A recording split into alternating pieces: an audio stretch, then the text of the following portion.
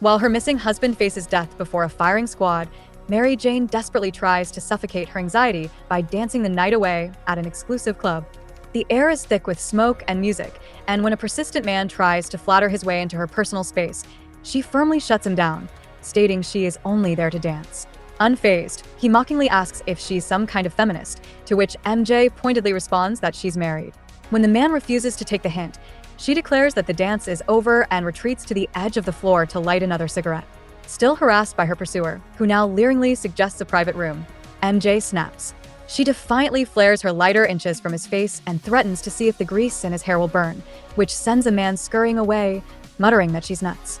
Watching him storm off, she lets out a weary sigh as she reflects on how dancing always helped her forget her troubles in high school, but as a grown-up, life has gotten more complicated. She's still adjusting to how her supposed friend Liz kicked them out of their Soho loft, and now her husband, the infernal Spider-Man, has been missing for 24 hours. As Mary Jane asks herself, what's a girl to do, she is approached by yet another man asking for a dance. This time, she puts down her cigarette, flashes a practiced smile, and simply says, sure. Meanwhile, Peter's execution is abruptly halted when Ramshot vouches for him on account of his past heroic deeds, and a short time later, after taking down Orwell's jury, he finally returns home. There, he finds Mary Jane decked out on the sofa and is struck by how beautiful she looks, yet vulnerable, as he peers down at the grim pile of freshly extinguished cigarettes in the ashtray. Settling intimately over her, Peter gently calls her name. MJ wakes with a startled joy, confessing how glad she is to see Peter, but admits that if she didn't love him so deeply, she might just hate him for leaving her alone so much. Peter tells his wife they have much to discuss, but he puzzles her by insisting that first, they must go see Nick Katzenberg. Early the next morning at the hospital, MJ protests, calling the sleazy photographer a slug and wondering aloud if Peter brought her there just to tell the man off to his face. But Peter insistently states it will only be a few minutes, and when MJ finally enters the room, she is utterly shocked by the sight of the thin, sickly shell of the man Nick has become. True to form, Katzenberg greets her with a number of lewd remarks before asking MJ if she has a smoke handy. Horrified, MJ asks what happened, and Nick reveals he's battling both cancer and the aftermath of a heart attack. The realization hits MJ like a sledgehammer, and she knows exactly why Peter brought her there. She turns to Peter, and furiously sobbing, she asks, "How could you?" as tears stream down her face. Peter offers only a quiet, unwavering "I love you," before MJ bolts from the room to escape the horrific scene. In the hallway, MJ's hands shake as she frantically digs through her purse for her cigarettes, her anger boiling over. When Peter finds her, he offers a sincere, pained apology. After a heavy pause, MJ's rage finally breaks, and through her tears, she tells Peter not to be sorry. He was right. She confesses that she is not mad at him, she's mad at herself, and explains that she's been weak and worried that he'll be killed, but her reaction by taking up smoking again was to slowly kill herself. Holding up her final pack of cigarettes, her face suddenly fills with a fierce, burning determination. She tells Peter she loves him, and she wants to keep loving him for as long as she lives. With a decisive clench of her fist, Mary Jane crushes the cigarettes into a mangled heap and tosses them into a nearby bin. Looking at the trash, she states with finality, "It's just not worth it." While out on patrol one evening, Peter is blindsided by a sudden ambush from Corona, and after she makes an escape, his feelings of guilt over their past encounter resurfaces. Back at home, Mary Jane overhears the skylight creaking open. She watches a shadowy figure slip inside and offers a sultry tease, announcing that she's either being burgled or her ever-loving husband is home. However, sensing something is wrong, she says she recognizes his look. It's as something didn't go perfectly, so I'm beating myself up over it face. When she asks what's up, Peter brings up Corona, soberly reminding MJ of the time Soho was poisoned and how she had been one of the victims. He explains their past encounter and his lingering shame over how Corona ended up as a helpless lab rat in her brother's custody. MJ listens intently, then gently reminds Peter that he did his absolute best, and no one could ask for more than that. But a determined Peter declares that his best wasn't good enough then, but it will be a different story now. He then sets out once more, and after a chaotic battle, he finally manages to free Corona, allowing her a chance to find her own path forward in life.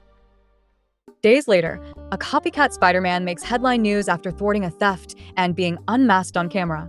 When Peter gets home, he bitterly informs MJ that Jonah has punished him for missing the scoop and has assigned him to cover a flower show instead of the imposter's next public appearance. Mary Jane winces at the news and asks Peter what he thinks this imposter is truly after. Peter can't guess other than the apportion of millions of dollars, but he vows to find out, with Mary Jane's help. The next day, while Peter is stuck photographing flowers, the imposter holds a grand press conference and, revealing that his name is Phil, explains a fabricated origin story and his plans to help the city. Mary Jane moves through the crowd, effortlessly playing the part of a starstruck admirer. She kisses the imposter on the cheek, claiming she's always been Spidey's biggest fan and couldn't pass up the occasion, and while wishing Phil luck, uses the moment to covertly plant a spider tracer on him. However, as the imposter departs in his van while gloating about the hot red-headed woman that he met, his mysterious benefactor detects the tracer and instantly destroys it, leaving Peter at a dead end. When the Parkers reunite, MJ admits that Phil actually sounded sincere about wanting to help, but Peter remains unconvinced. He sees it for what it is, a calculated con to monetize the Spider-Man brand through toy lines and animated series. When MJ asks if Peter is really so angry about his exploited identity, or because Phil is so much more successful at it, Peter offers only a silent, disdainful look. The situation reaches a boiling point when Peter discovers Jonah is joining the board of Phil's new charity. Returning home visibly disgusted, Peter is met by MJ, who tries to comfort him with some levity.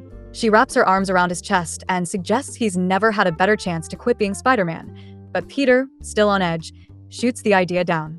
MJ gently reminds him she was only kidding, but she urges him not to take it so personally, as the public is only supporting Phil because he's playing the idealized hero they've always imagined. Peter can only reflect bitterly, asking, "Great, what does that make me?"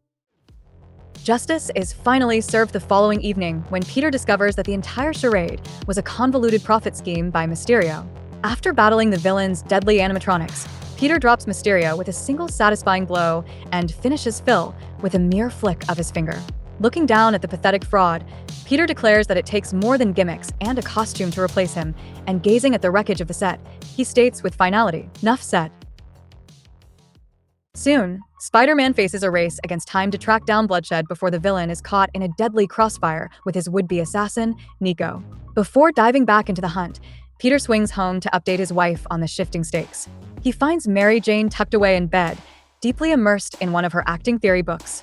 As he drops in from the skylight, she is startled by his early return, having expected him to be on bodyguard duty until dawn. Peter quickly explains the dire turn of events. He has only one lead on Bloodshed's location, but investigating it at the Bugle would mean asking questions that could dangerously compromise his secret identity. Thinking on her feet, MJ offers a brilliant alternative. She calls a soap opera scriptwriter, who is a notorious buff on the New York crime scene, and slips into character. Pretending to be researching a gritty TV movie role, she expertly navigates a series of phone calls to extract every detail Peter needs to find his target. Proud of her performance, MJ pitches a tagline to Peter for their partnership. He's a superhero, she's an actress. Together, they're detectives, and asks Peter if he thinks it will fly. Peter sweeps his wife into his arms, kissing her passionately as he replies, "With you in the show, how could it not?" Then, after thanking her and calling her pretty lady, he asks her to place one last anonymous call to the police with the intel before they exchange "I love yous," and Peter swings back into the night to save the day. With the Parkers' eviction date near, Peter returns home to his empty Soho loft after a heavy visit with Flash Thompson at the hospital, hoping to confide in Mary Jane. However, he finds a note from her which explains that she is up at their new place and suggests that he grab dinner out, as she isn't sure when she'll be back. Peter sighs, crushing the paper in his hand with a sense of loneliness, and then changes into his costume, stating that since he doesn't have someone to talk to, his old standby will have to do. However, Peter's patrol takes a horrific turn when he is ambushed and possessed by a familiar of Sidorak outside of Doctor Strange's Sanctum Sanctorum. Inside the twisting landscape of his mind, he is haunted by the images of all those he has let down, with the familiar intending to entomb Peter in a prison of fear. But Peter refuses to break and shifts his thoughts to those who love him, his Aunt May, his parents, and especially his wife, Mary Jane.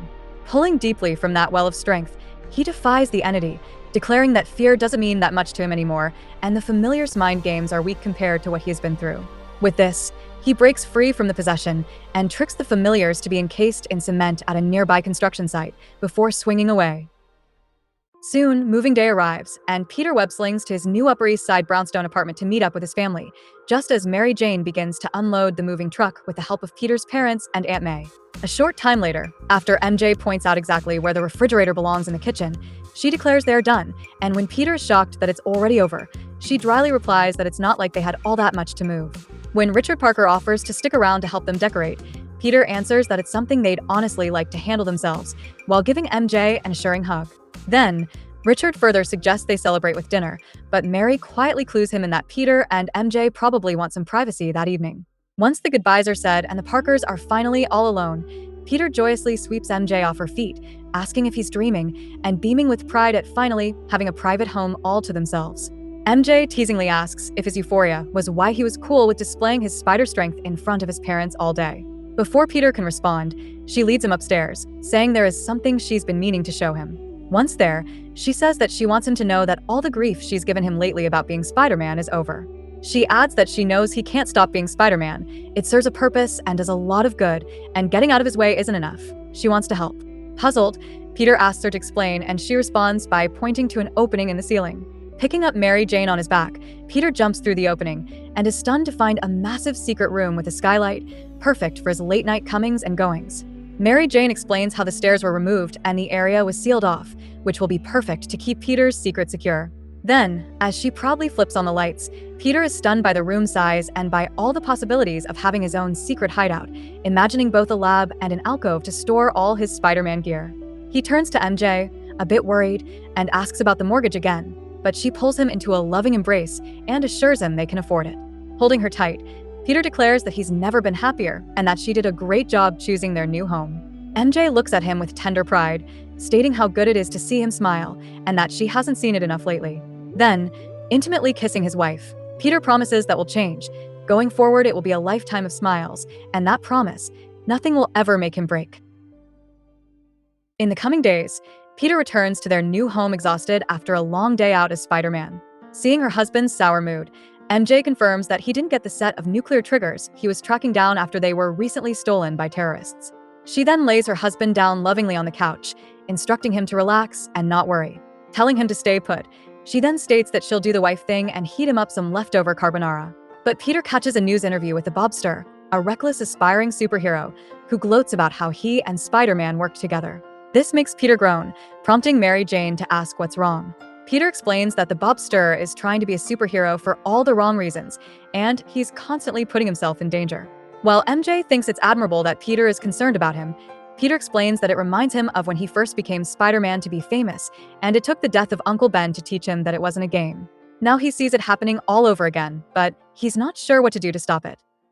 The following day, Peter manages to track down and defeat the nuclear terrorists, but the Bobster's appearance during his battle makes headline news, and as Peter watches the TV with his wife, he learns that the rookie hero recorded the entire battle with his helmet. Seeing that the Bobster used this footage to springboard himself onto a talk show, Peter is mortified, and as the Bobster suggests Spider-Man join him for his next TV appearance, Peter states that he shouldn't hold his breath as he turns off the TV scowling. As midnight approaches, Peter finds no peace in his sleep, so he gets out of bed and begins changing into costume to go out on patrol. He takes one last look at Mary Jane as she sleeps soundly, which gives him a deep sense of contentment as the man Peter Parker. However, tonight is a night of memories of what once was and what might have been, and he looks at the table with pictures of his family that serve as monuments to both undying love and heart-wrenching pain. Picking up a picture of Uncle Ben, Peter whispers a solemn vow that he hasn't forgotten and never will as he puts on his mask. Then, he swings out into the city streets, sensing that he must confront these memories as Spider-Man. As he leaves, Mary Jane stirs awake and watches him go, whispering out to her husband a quiet prayer that he please be careful. Less than an hour later, Spider-Man battles through a gauntlet of criminals, killers, and gang members, even decisively putting down the Hobgoblin amidst the chaos. As he begins his journey home, he spots a police officer in pursuit of a petty thief, and the sight triggers the vivid memory of the day he let a burglar run past him so many years ago. Without hesitation, Peter webs the crook and turns him over to the officer, knowing all too well the devastating cost of inaction, and returns home, wishing his uncle good night before falling asleep. The following morning, Mary Jane answers a phone call from Aunt May. She tells May that Peter is still sleeping because he was up late studying, but assures her that he will join her on her annual trip to the cemetery, as today of all days, Uncle Ben is in Peter's every thought. Then, after acknowledging Aunt May's pride in her nephew, Mary Jane tenderly places her hand on her sleeping husband and adds that Ben would have been very proud of Peter too. Some time later, Mary Jane grabs popcorn to watch Casablanca with Peter on his promised night off, but when she enters the living room, there is no sign of him and the news is on. As Spider-Man suddenly appears on the live news coverage, she throws the popcorn at the screen in frustration, grumbling that her husband is impossible. Folding her arms and sitting on the sofa, MJ quotes Peter from earlier, that the world could get by without Spider-Man for one evening, before blurting out that she hopes his dang head gets blown off. However, seeing him narrowly dodge Boomerang's attacks on the news, MJ immediately changes her tune and begs that he be careful. Not wanting to stress herself out, she decides to distract herself with a magazine. However, MJ happens to read an article about the widow of a police officer who talks about how her husband was always leaving to help others, often at the expense of their relationship. The woman soon came to realize how every missed event was another life helped or saved, and she began to feel selfish to expect to keep her husband all to herself. Further, she was the one constant in his life, the one he could confide in, and what was annoying in the moment was also the one trait that was most endearing about him. When he wanted to give up, she was the one who restored him, and he needed her as much as she needed him. More than just a wife, she was his soul, until the night he didn't come home. Totally engrossed in the article, MJ feels directly spoken to until a sudden violent explosion is shown on the news. Shouting Peter's name, she fears the worst, and getting on her knees in front of the television, she pleads to not let it be this time. Finally, she sees her husband standing in the wreckage and turns off the television, relieved. Picking up Peter's picture from the table, MJ states that she loves him, and behind her a voice states that he loves her too. Turning to see her husband, she runs into his arms, and while kissing him passionately, she remembers the last words of the article. When you live the life of a hero's wife, you must always expect that your husband won't be coming home from work. So you cherish every smile, every kiss, every argument, every moment, because it may just be the last you share.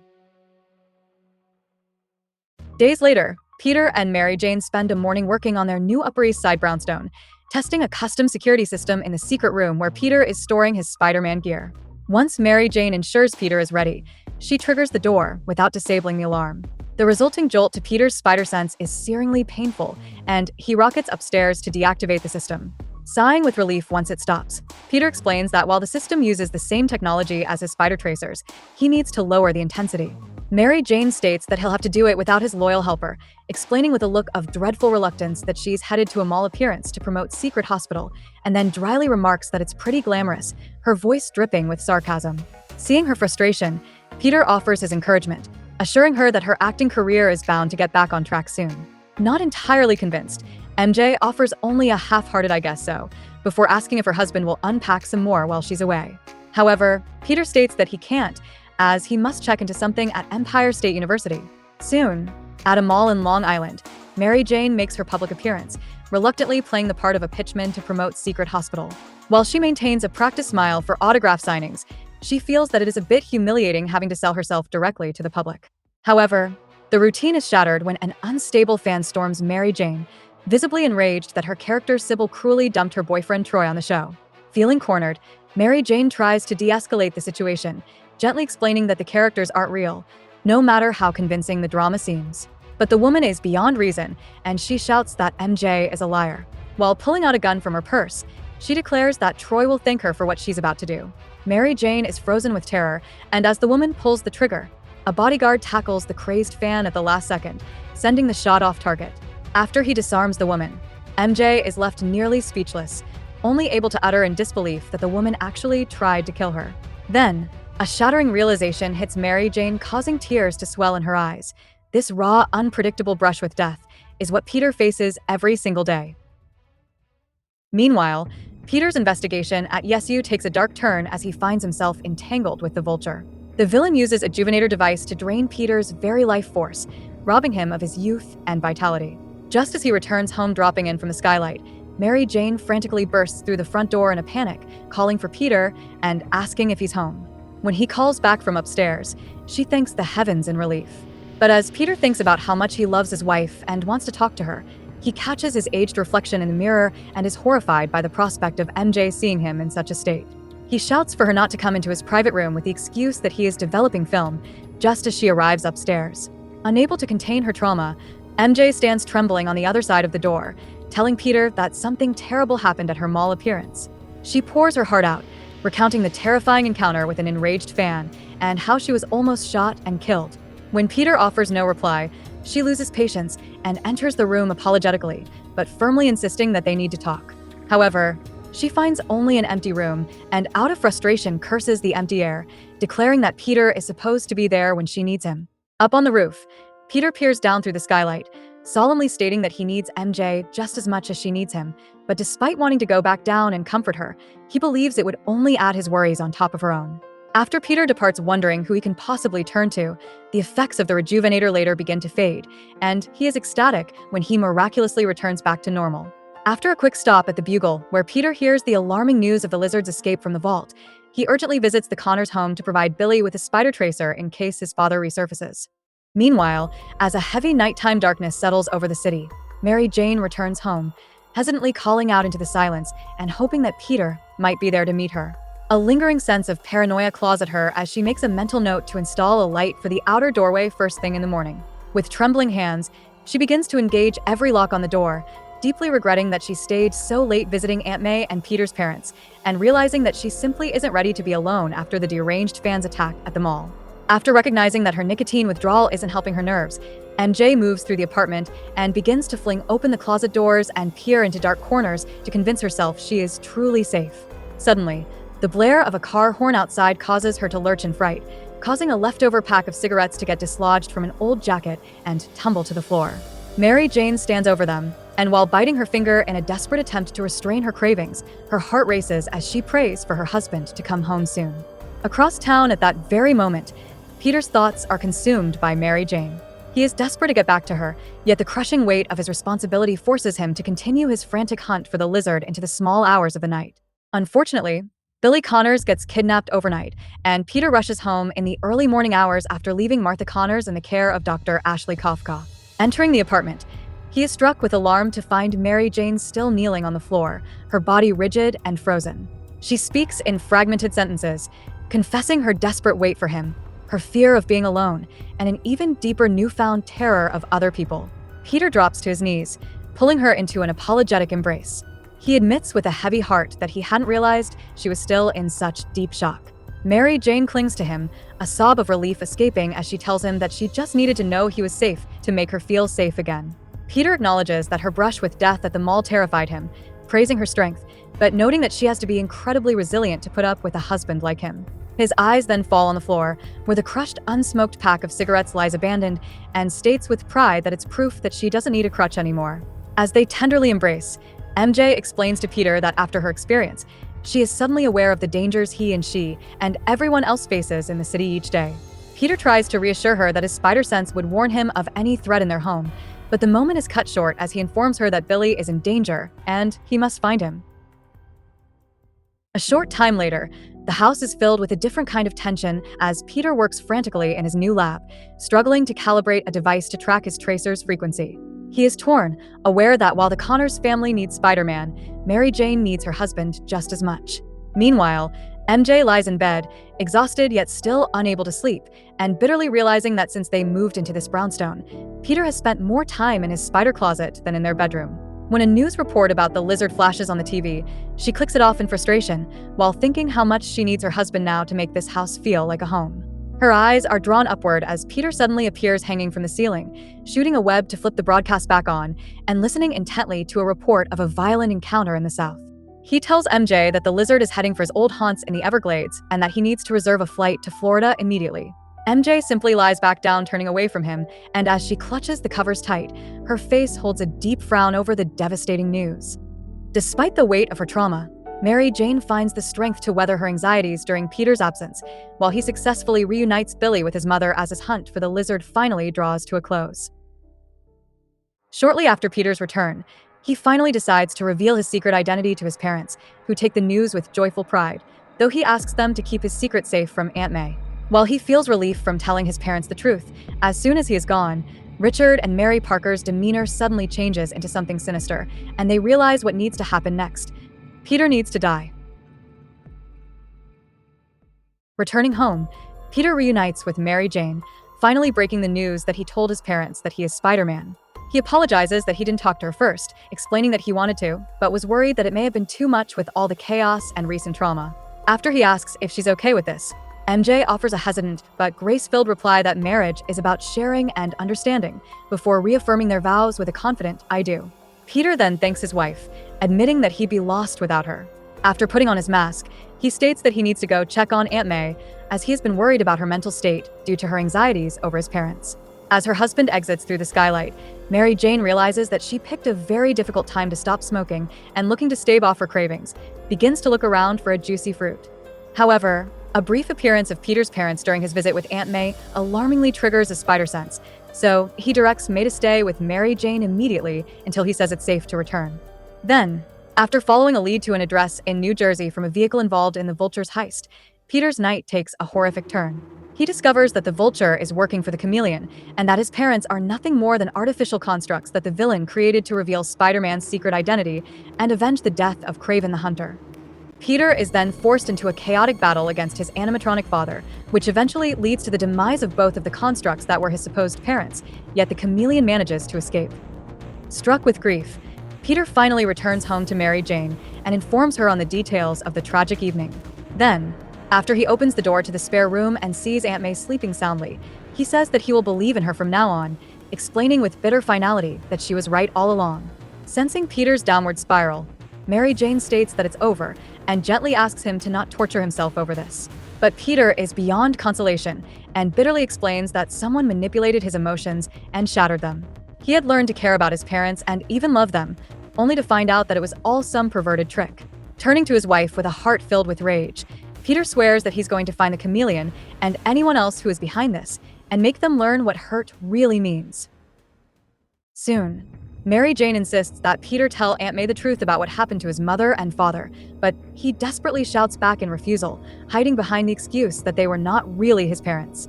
But MJ holds her ground, reminding him that May deserves to know why her family has vanished, and asks what she's supposed to think if they are suddenly gone again. Peter scoffs, and in bitter sarcasm asks if he should just tell the whole world, that his parents were synthetic organisms created by a villain to kill him. As he begins changing into costume, he adds that he might as well reveal that he's been Spider-Man all these years, and then further insists that any of this could kill Aunt May, as she is not a well woman. MJ pushes back, firmly stating that Aunt May is a far stronger woman than Peter has ever given her credit for. At his limit, Peter angrily demands that MJ not tell him about his aunt. He knows what's best for her, and he won't do this.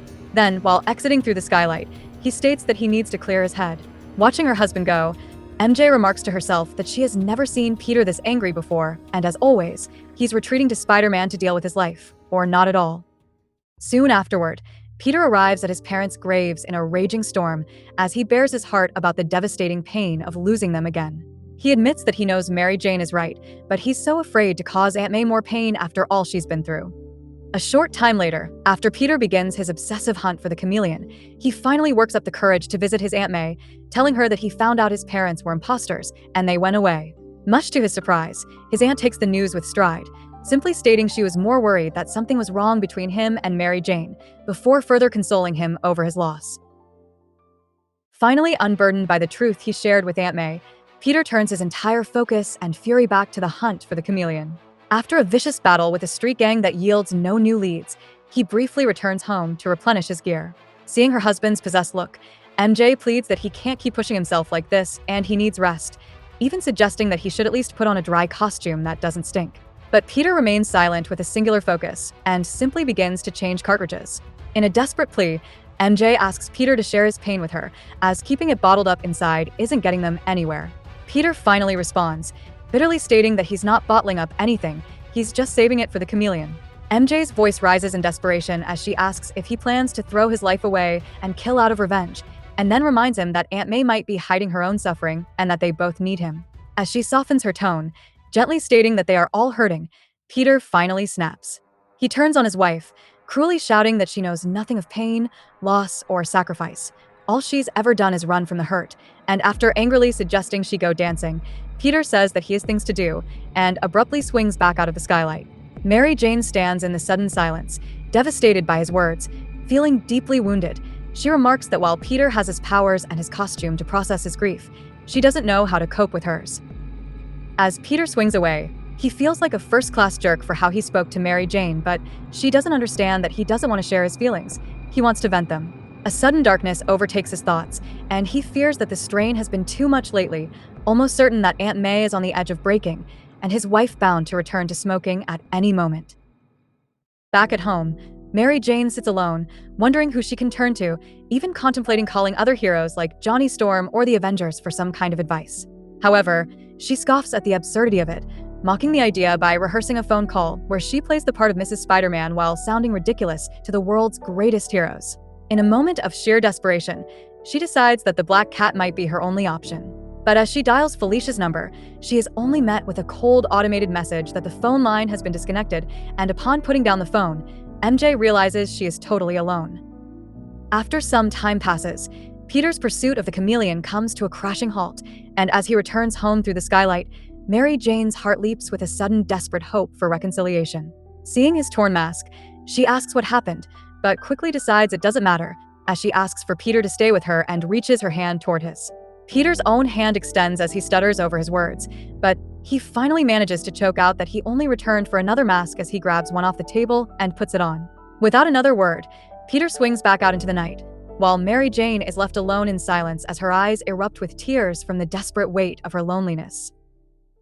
Soon, as Peter manages to track down and pursue the chameleon again, Mary Jane waits at home while looking through the window out at the city. She thinks about how she always swore she would never be reduced to this, staring uselessly out at the dawn for some sign of a missing husband. But she had no idea it would ever get this bad for them, and she never dreamed that she could love anyone as much as she loves Peter. Suddenly, her heart leaps as she spots her husband swinging through the skyline. But the hope is short-lived as Peter doesn't stop for supplies. He doesn't glance toward their home, and he swings past without a single look back. MJ thinks that she might have already done the same if she didn't learn some important things about family from Aunt May, the one person who loves Peter and quietly suffers for it just as much as she does. Picking up the phone, she tries to call May and receives no answer. And while realizing that May is usually awake by now, she notes that the woman has been through so much lately and surely needs her rest. Meanwhile, Peter has finally tracked the chameleon down to the estate of Craven the Hunter. There, he viciously battles the villain who has taken on Craven's appearance and ultimately defeats him. Seeking answers on how the chameleon knew to target the Parkers, Peter enters the villain's control room and opens a computer file curiously addressed to himself. In a shocking revelation, the face of Harry Osborn as the Green Goblin appears on the screen, revealing that he orchestrated the entire scheme of Peter's parents as a way to get back at Spider-Man for killing his father, Norman. As the video ends with a taunting gotcha, Peter collapses to the floor as a bitter pain rips through his soul. As the night wears on, Peter hangs upside down in the relentless rain, feeling lost and haunted by the nightmare of the past week and teetering on the very edge of his sanity. Amidst the storm of his dark thoughts, he remembers how Mary Jane needs him now more than ever, especially following her recent brush with death, but the crushing weight of Harry's betrayal has left him feeling too shattered to be of any help to her. However, Peter soon gets pulled into a battle with the Master of Vengeance, and once it's over, he finally returns home, peering outside through the window and wondering with a bitter ache if it's possible for one man to be a walking dysfunctional family. Watching MJ as she sleeps alone in their bed, the sight of her vulnerability finally begins to pierce through his rage. In the quiet of the night, Peter makes a silent vow to Mary Jane before he enters to return to her. He won't let this nightmare destroy them. He promises her he won't. The coming days offer no solace or emotional healing for the Parkers, as Mary Jane's soap opera has finally decided to dump her, leaving the couple uncertain if they can even afford to keep the brownstone after so recently moving in. After blowing off steam on a few criminals while acting more like a brutal avenger than a friendly neighborhood hero, Peter swings home. He overhears Mary Jane on the phone with her agent, unhappily pleading as she begs for any available part. Peter desperately wishes he could help her, but the emotional strength required to comfort his wife is more than he can muster. Suddenly, as Peter sees a news broadcast of a series of fires erupting across the city, Mary Jane looks back at her husband and, upon seeing him turn pale, asks if he's okay. Peter begins to leave the room to retreat back into his mask, only answering that he has to go because someone needs him. The irony is not lost on Mary Jane. She pauses, reflecting on the stifling distance that has grown between them recently, and silently declares that she needs Peter too. After another grueling night on patrol, an exhausted Peter realizes he never called Mary Jane, though he cynically assumes she's simply gotten used to that by now. His next stop takes him to the scene of a gruesome murder of a man with a history of abusing women, where he meets Mary Walker, the sole witness. Feeling sympathetic, Peter believes she needs someone to talk to, and convinced that his wife would be the perfect listener, impulsively invites the woman over for dinner. Returning home, Peter discovers that Mary Jane is not there, and a frantic voicemail from her reveals that she was up all night sick with worry, pleading for him to call and to let her know he's okay. She even offers to bring dinner home, begging him to just be there. The message stings Peter, as he feels terrible about neglecting his wife lately, and begins wondering if part of himself invited the girl over not so much to help her, but just to keep his wife company. He leaves a quick message promising to be home for dinner with a guest before heading back out into the night. Later, Mary Jane prepares an elaborate evening, expensive takeout, wine, candles, folded napkins, and even getting all dressed up, only to feel certain that Peter will stand her up again. She talks to herself with bitter resignation, stating that all she does is wait, and she hates waiting, and she even looks great too. What a waste. After noting that the dinner is cold, she begins to bet on how many hours Peter will be late and how creative his billion excuses will be. Suddenly, the phone rings, alerting MJ that it must be the mysterious guest, as she prays that the person won't be a bore. After picking up the phone and hearing the voice of a girl asking for directions, MJ perks up at the thought of a girl-to-girl chat and hopes that she may be fun. But when Mary Jane opens the door for her guest, she is frozen in shock, and the crazed killer Typhoid invites herself in. Noticing the dinner that is growing cold on the table, she quickly understands that MJ's husband has stood her up, and not for the first time. She then begins to mock Mary Jane, painting her as a dutiful housewife. MJ grows desperate and defensive, angrily listing Peter's contributions to the household chores, and emphatically stating that she is an independent woman with a career, not some exploited slave. Hearing MJ's desperate defense, Typhoid only twists the knife further, laughing that her handsome husband invites other women over for dinner so that MJ can cook for them. Then, she uses her telekinetic powers to trash the room, leaving all the furniture and MJ's efforts in ruins, before leaping out the window. In the aftermath of the attack, Mary Jane begins to ask questions, wondering how the woman knows Peter and why she came there. Then, reflecting on how Peter is never home and is always prowling the streets, she finally asks the question that has been building for weeks. What is Peter doing to their life? Soon, Peter returns home in shock as a shaken Mary Jane frantically tells him about Typhoid and how she laughed at her and their marriage before trashing their home. While attempting to console MJ, Peter explains that the visitor may have been the vigilante killing men across the city and tells her to stay at Aunt May's where it's safe. But MJ insists that she wait for Mary Walker before leaving and then opens her heart to Peter, admitting that she's worried about how much time he's spent away. Thinking of the recent darkness over her husband, she explains that she knows he has to think like a criminal sometimes to catch them, but he can't become like them. Understanding MJ's fear, Peter admits that she knows him almost too well, and as he holds her close and looks into her eyes, he says he loves her. Then, Peter departs and tracks down Typhoid, but after she escapes from the battle, he suddenly has the epiphany that Mary Walker and Typhoid are the same person. With the trail now cold, Peter decides to return home and check on his wife, hoping that she is left to go somewhere safe. There, Mary Jane finds him waiting in the darkness like a twisted statue and confronts him again on how much he's been away, asking why he's become like a voyeur in his own life. When she finally forces him to look at her, a glimpse of his eyes through his torn mask breaks her resolve, and she runs into his arms, desperate to know what has happened to him. Peter dismisses the trauma as the usual, merely a night of fighting, and repeats that he told her to go somewhere safe. But Mary Jane's emotions erupt as she outright refuses to leave from her home and bitterly adds that she can't even call the cops for fear that they'll find out about her husband's double life. When she asks Peter if he is bothered by his dual identity being like Typhoid's, he denies it, explaining that the woman has a personality disorder and is a killer. However, after a brief struggle to see what Peter is holding, MJ learns that he is a piece of Typhoid's armor and worriedly suggests that Peter may be obsessed with her. Peter assures MJ that he loves her alone and is not interested in Typhoid, stating that her identity crisis is severe and he wonders what she is escaping from. In a moment of reflection, MJ suggests that Peter may also be speaking about himself and then rhetorically asks him the same question. MJ then explains that she understands Typhoid in a way, admitting that she herself gets angry when she's just stereotyped as a housewife, but while she may feel some sympathy for the woman, the simple fact is that she ruined their home. As Peter patches up his damaged costume, MJ tells Peter to be careful and warns him not to romanticize the woman's sickness.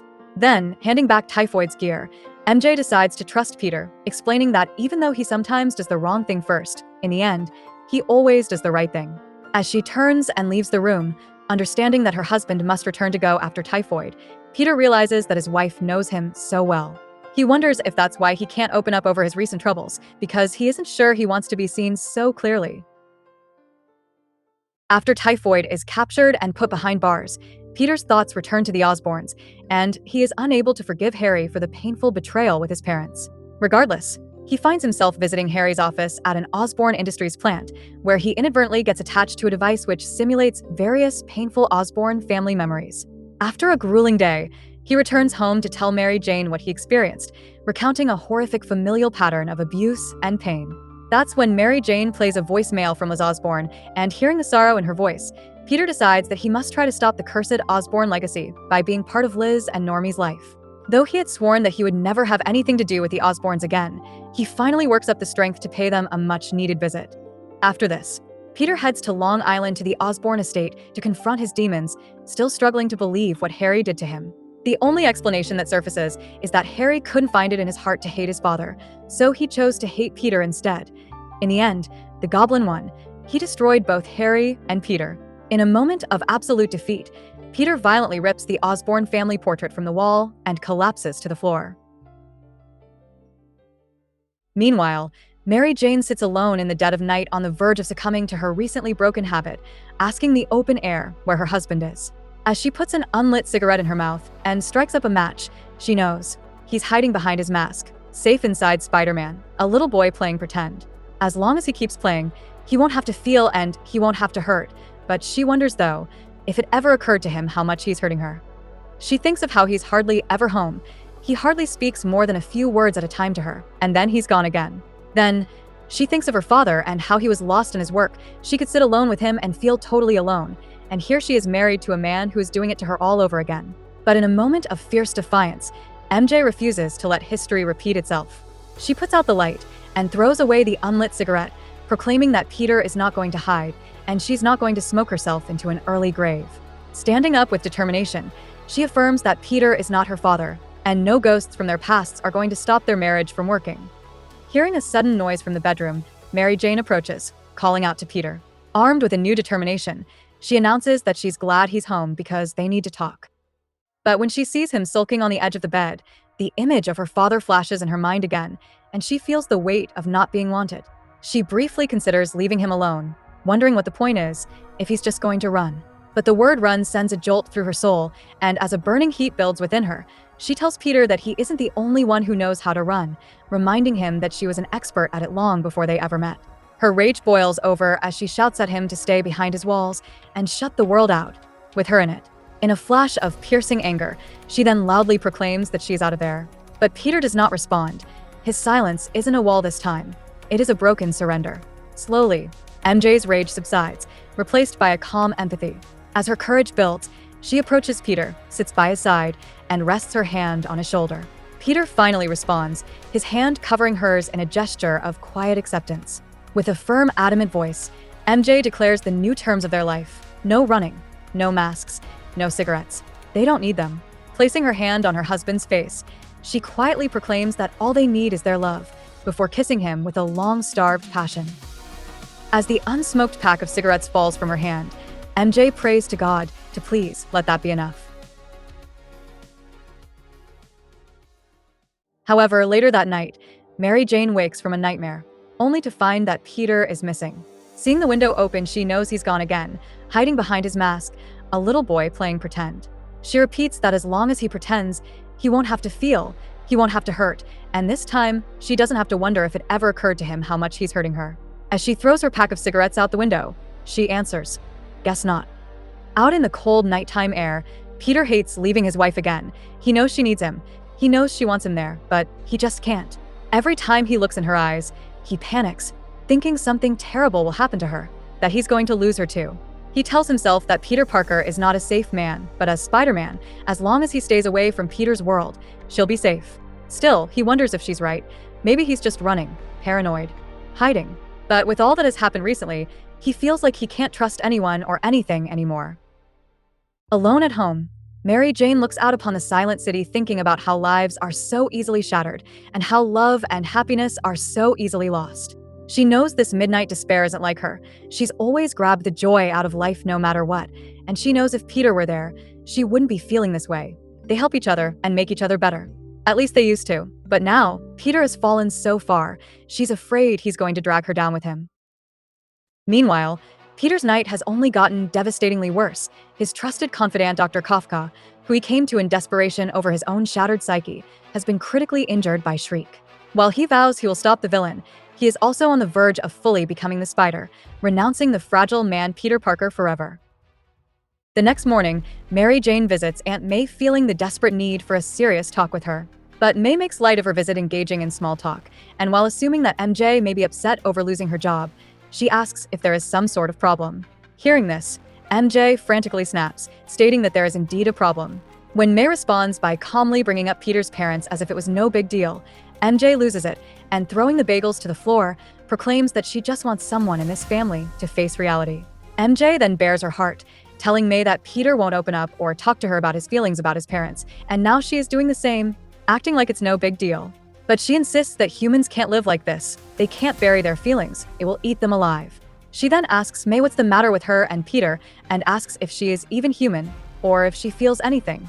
After a brief pause, May fiercely declares that through all the tragedies in her life, she feels, and the only way she's gotten through them is to not dwell on them. She sternly demands that MJ not ask her to face reality. She knows what reality is, and then one last time, she emphatically states that she knows. As MJ stumbles to say she's sorry, Aunt May picks the bagels off the floor quietly and then offers to make scrambled eggs for them to enjoy breakfast together. In quiet acceptance, MJ calmly agrees, adding that it would be just great. Meanwhile, Peter engages in battle with Shriek, laying into her viciously until she begs him not to hurt her. However, after he briefly pauses, she takes him down with a powerful blast. Back at Queens, Aunt May sees MJ out, both a bit saddened and uncomfortable over the morning incident. However, before even making it to the subway station, MJ decides to return in a sudden yearning to spend more time with May, to ensure she knows she's there for her and always will be. As MJ makes her way to the kitchen proposing a girl's day out, she hopes in doing so, May will finally open up and let out some of the pain she's been holding for so long. But upon opening the door, she is horrified to discover Aunt May laying completely still, collapsed on the floor. A short time later, Peter struggles back to his feet after his battle with Shriek, with every cell in his body burning and every nerve screaming with pain, a pain that feels so familiar.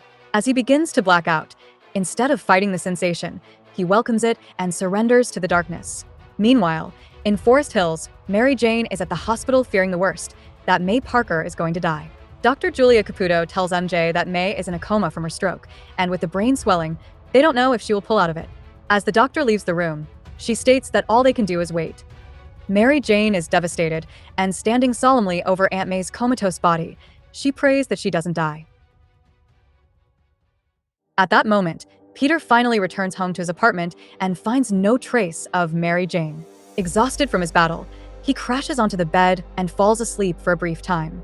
When he wakes, his attention is drawn to a note from Mary Jane on the table that he missed before, a note that takes his already shattered world and grinds it into dust.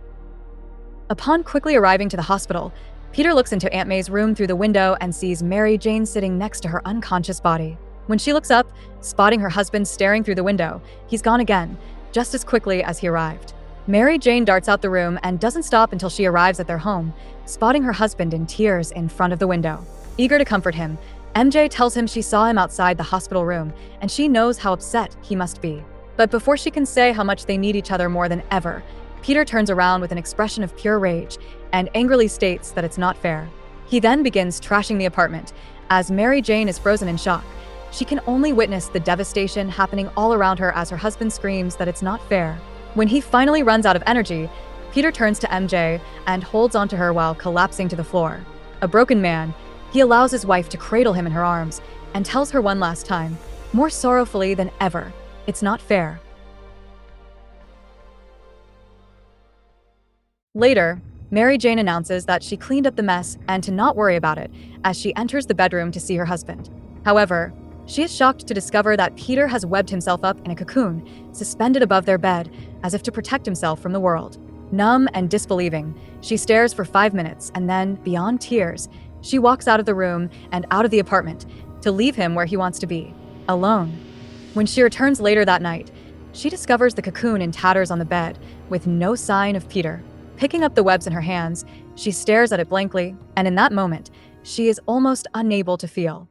Swinging across the city, Spider-Man declares that someone died in the cocoon, but he has no tears for the deceased and no prayers. His final thought is a funeral rite for his own soul. Rest in peace, Peter Parker. Long may you rot. Now and forever. I am the Spider. The next day, While her husband is still gone, Mary Jane is just on her way out of Aunt May's house when the phone suddenly rings. She prays that it is Peter finally coming to his senses and asks if it is him when answering the phone, but the person at the other end of the line doesn't say anything. After again asking who it is with no response, she hangs up, not wanting to deal with any more weirdness after Aunt May suffered a stroke. At a payphone miles away, the mystery caller is surprised that it was Mary Jane who answered Aunt May's phone. That night, as Mary Jane stays at the Forest Hills house to be near the hospital, the image of Aunt May's stroke continues to haunt her. She realizes that while the Parker family has been tested to its limits and beyond, there was only defense and denial of the precarious structure of this loving home. But now, she is left to face its collapse all alone. In the dead of night, the phone rings again in a repeat of the same mysterious call from before. However, as MJ begs for an answer, the caller finally speaks. He states that he's trying to reach May Parker and is an old friend. Exhausted, MJ replies that she's sorry, but she's waiting for a call from her husband. After she states that he'll have to contact the Forest Hills Hospital, the call suddenly ends, and miles away, the stranger rushes out of his cabin to leave for New York. Back in the city, Peter is furious after an encounter with a hobgoblin forces him to realize how completely his life is unraveling. His Aunt May is near death. He is unable to bring himself to speak to Mary Jane, and the people he believed were his parents turned out to be nothing but fakes and betrayers. As he stares at his reflection in the mirror, he tells himself that he cannot let these tragedies concern him. He insists that he isn't Peter anymore, he is Spider-Man, and with a violent strike, he shatters the mirror. As time passes, Mary Jane finds herself once again all alone at the hospital, standing quietly over Aunt May's unconscious body. She asks herself why Peter isn't there, as Aunt May is dying and needs him now more than ever. I need him, she thinks, before bitterly telling herself she should be used to his absence by now. But with no change in May's coma since the stroke, the weight is almost unbearable, and she feels they simply cannot face this alone anymore. At that moment, on the streets below, the mysterious stranger drives his motorbike into Forest Hills. Soon, while Spider-Man is consumed by a brutal battle against Shriek and Carrion, Mary Jane enters Aunt May's room to say a difficult goodbye. Standing over the woman still lost in a coma, she states that she had to let her know why she is leaving. MJ explains that their world has been falling apart, with May's stroke as the last straw, and while Peter has retreated behind his mask, she's been on the front lines. She admits that she used to hide behind a mask as good as Peter's. She was the carefree party girl, and if she had a problem, she stayed out all night laughing and dancing until she pushed the pain away. If that didn't work, there was always acting, losing herself in the part, and she guesses that's what Peter's been doing lately, big time. But MJ reveals that she can't do it anymore. She's not the brainless party girl from the past that she pretended to be, but the problem is, she's pretended so long, she doesn't know who she is. To find herself, she's going home to see her sister, and most of all her father, someone she's ran away from for a very long time. The whole mess with Peter's parents has made her realize how important family is, how where we come from makes us who we are. She concludes that she can't help Peter and can't make her marriage and life work here and now if she hasn't made peace with her past. After adding that Aunt Anna is traveling in from Florida to be by her side, MJ tells May she loves her, but she has to do this. She has to go home. After his battle, Spider-Man brings Shriek to the hospital in a sudden onset of care, realizing that although Peter Parker was buried alive, he's not dead yet. He thinks that perhaps his Uncle Ben and Aunt May did their job too well, and he suddenly remembers that May is in the same hospital building. Climbing into her room, the Spider wants to retreat back into the cocooning darkness, but the man Peter Parker refuses to run. After watching her for a short time, Peter feels agitated and confused, but he knows it is finally time to return home. The Spider resists every step of the way, but Peter enters the apartment. All he wants is to hold his wife in his arms and tell her he's sorry and beg her to help him through this awful time. Instead, he finds a note on the bed. In it, MJ explains that she doesn't know if he will ever come home to read this, but she is going away. She writes that while he is to do what's right for him, she has to do what's right for herself, and then promises to call soon. Dropping the letter to the floor, this next nail in the coffin sends Peter back into the night again, where he once more declares that Peter Parker is dead and only the Spider remains. A short time later, Spider-Man returns to his empty home, animalistically eating food, when his phone begins to ring. When he lets it go to voicemail, Mary Jane's voice urges him to go and visit his Aunt May, insisting that he needs to be there for her. However, during the call, he only repeats to himself that he is the Spider, as he has abandoned his civilian identity completely. MJ continues stating that Aunt Anna is there now and pleads with Peter to come, telling him that she loves him. However, The message is drowned out by Spider-Man's declaration that Peter Parker is no more, and he leaves his home to go swinging back out into the city. But the man cannot stay buried forever, and days later, Peter sits at home as the reality of his life begins to reemerge. He reflects on how everything is falling apart: Aunt May's collapse, MJ's departure, and how his superhero career has brought constant danger and death into their very home. Yet, as the days go on, Peter remains possessed by the spider, neglecting both food and sleep, to wage a vicious war on crime. However, after he takes his frustrations out on Mac Gargan, who is actually attempting to give up his life as the Scorpion, Peter is forced to face the reality that his anger has consumed him. He realizes he doesn't like the person he has become. Knowing he must change, Peter finally returns to the hospital to see Aunt May. There, he finally comes face to face with a mysterious stranger who has also come to visit her, his identical copy, his clone. A short time after Peter engages in battle with his clone, believing him to be another imposter, Anna Watson hugs Mary Jane at the Forest Hills Hospital, telling her that she really shouldn't be alone at a time like this. MJ says how much both she and Aunt May missed her, and adds that both of them really need her now. Anna replies that we all need family, and then asks Mary Jane where her husband is. Unsure of what to say, MJ only responds with an expression of pure silent pain. Later that day, Peter finds himself trapped in a challenging dilemma orchestrated by the mysterious Judas Traveler, where he is forced to rescue Ravencroft inmates from certain death. Meanwhile, at the airport, Mary Jane waits to board her flight to Pittsburgh. When she hears the boarding call, she begins to have second thoughts, wondering how she can even think of going away at this time, with everything falling apart. But Anna insists that it will be fine, and that she can return within hours on a direct flight, if May's condition changes. However, MJ is suddenly struck with a wave of panic and starts to flee the gate, exclaiming that she can't leave because Peter needs her. Anna catches her by the arm and reminds her that Peter has not been there for her at all. When MJ counters that Peter has been under pressure, Anna points out that MJ has been under just as much. She then exclaims that it was Mary Jane herself who insisted she had to reconcile with her family to be any help to Peter, and demands that she board the plane immediately. Convinced by her aunt's resolve, MJ states that Anna is the only real family she's had and gives her a warm embrace. Then, looking back one last time before boarding the plane, she promises to call once she reaches her sister Gail's home. Soon, Mary Jane sits nervously on her flight as the passenger next to her recognizes her as the former secret hospital star. As the fan gushes over her character, Mary Jane can only offer a polite thank you and that she appreciates the support. However, her mind is a turbulent storm of guilt and panic. She is haunted by the image of Aunt May in a coma, her thoughts screaming that she should never have left. She questions her own judgment, wondering why she chose this moment of all times to face her family, and fears that if May dies while away, she will never be able to forgive herself. Amidst the chaos of her own guilt, her heart still aches for her poor husband, and she wonders if he even found her note, or if he even cares that she's gone. As she wrestles with her thoughts, an abrupt feeling of unease hits her stomach. Looking pale, MJ quickly races to the restroom, exclaiming that she thinks she's going to be sick.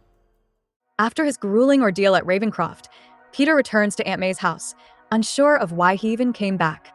He begins to reflect on his childhood memories, but quickly snuffs out the thoughts, and then leaves just as quickly as he arrived, swinging off into the rainy night. At that same moment in Pittsburgh, Mary Jane stands outside her sister's house in the pouring rain. The weight of being home settles on her, but the word holds no warmth. She ran away from home, family, and these cold memories a long time ago. As she stands in the storm resisting the powerful temptation to run back to New York, she asks herself one last time why she is doing this until she finally knocks, and the door to her past opens. When Gail answers, she is at a loss for words, and MJ quietly says she was just in the neighborhood and asks if she can come in. Gail, overwhelmed with happiness to see her sister, welcomes her with a warm embrace. While Peter is forced to contemplate the idea of second chances during his encounters with Puma and Nocturne, Mary Jane is back in Pittsburgh actively fighting for one. She confronts Gail with the hope that they and their father can finally set aside their differences and be a family.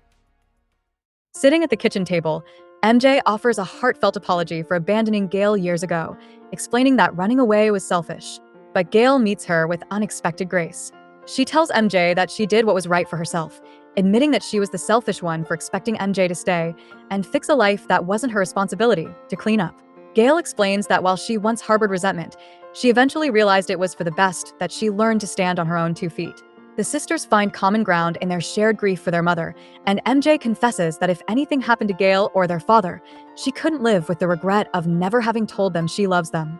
When Gail points out that MJ had always possessed her father's stubbornness, MJ simply hopes they have all grown enough to move forward, and tells Gail she is ready to see him. The heartfelt conversation is interrupted when Gail's son wakes from a nightmare and wanders into the room.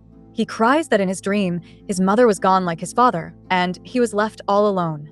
Both MJ and Gail rush to console him, and MJ reassures him that his mother would never leave him, as Gail holds him tight and affirms that everything is okay. Later that night, Mary Jane has trouble sleeping on Gail's couch, and while trying to read a magazine, she keeps reading the same sentence over and over, but it won't stick. As her stomach turns over, she realizes how unsettling being home is. She thinks about how Peter's visits to his childhood home bring him warmth and wonderful memories, yet here, she feels ready for the intensive care ward. Deciding to go to the backyard, she reflects on how well Gail is doing for herself and her family, yet being part of this family has always been a scary proposition. Standing in the darkness, she remembers playing with dolls with her sister while their mother knitted, and as always, demanding to be the princess, forcing Gail to be her lady-in-waiting. The memory is suddenly shattered as MJ's heart lurches, and her father's voice replays in her mind, a sharp, angry roar, telling them to be quiet while he tries to write. She remembers insisting they were being quiet, only for him to lash out verbally, calling her names and demanding she never speak back to him. And MJ remembers being so frightened and saying she was sorry. In the present, tears pour down MJ's eyes as she feels that old familiar fright, and she sinks to the ground, cradling her body and whispering that she's sorry.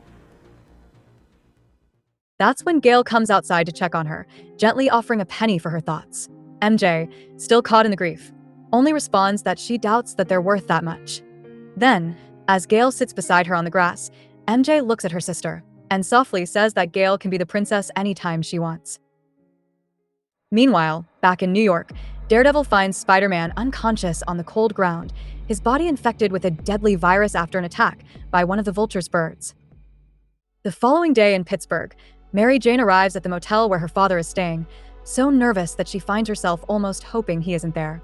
However, she fights through her fear by reminding herself that her husband swings around buildings, and if he can do that, she can knock on this door. When the door finally opens, she softly says, "Hi, Daddy." His stone-cold expression barely shifts, but he eventually tells her that he is glad she came. Once inside, MJ notices he is still writing. He explains it's just freelance work for a weekly news outlet, not exactly Faulkner, but it pays the rent.